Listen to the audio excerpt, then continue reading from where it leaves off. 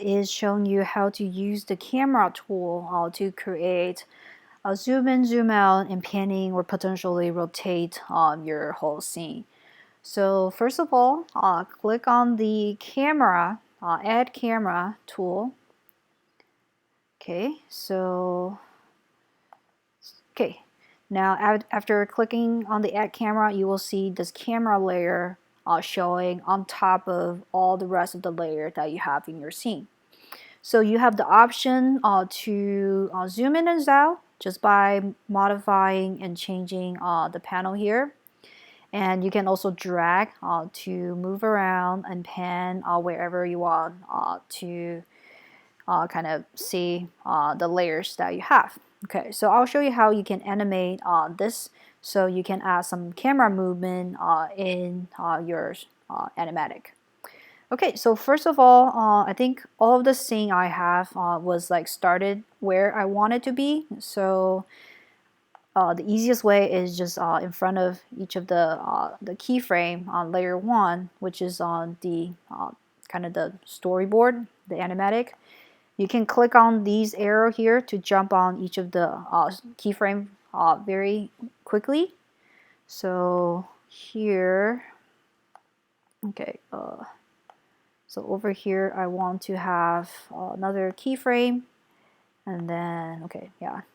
So just have the keyframe set it up so it will start wherever you want it. Okay, next the first scene here, the little girl. I wanted to start a little bit further like this, but I want to get closer when we stop over here. Okay, so the fade is a little in the way right now, so I will hide the whole layer so we can see it a little bit better. Okay, so I will add a keyframe right to the left to the next shot. Okay, so if I make this a little bit bigger, you can see the keyframe a little closer. You can see just another keyframe next to the next shot. Okay, so here this is on the camera layer, and I will zoom in.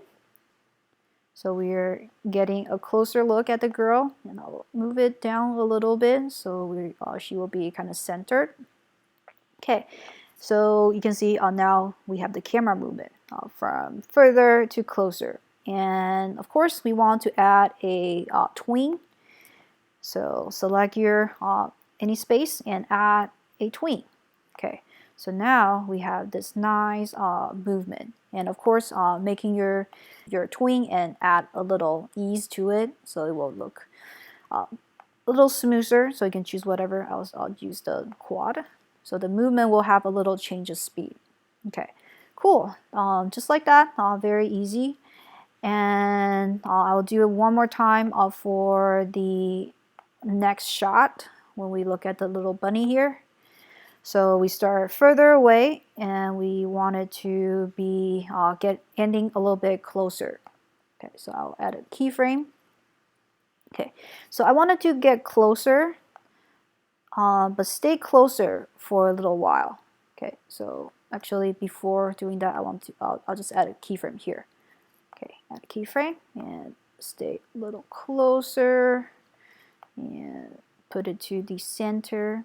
Okay, so we're looking at a close shot of the bunny, and then it will move to the next scene. Okay, and we need a little in between. So start further and we zoom in.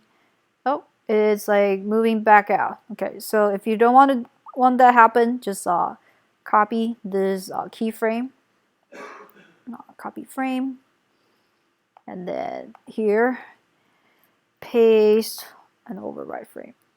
Okay, so that way we will stay a closer shot for about a second. Cool.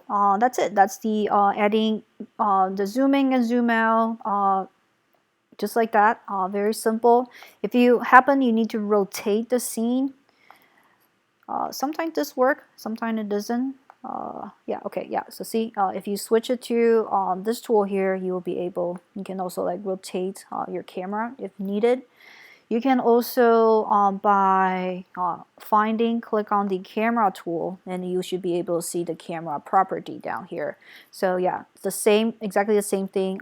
Change the X, Y, and zoom or rotation. And there's some also other like color effect you can play with.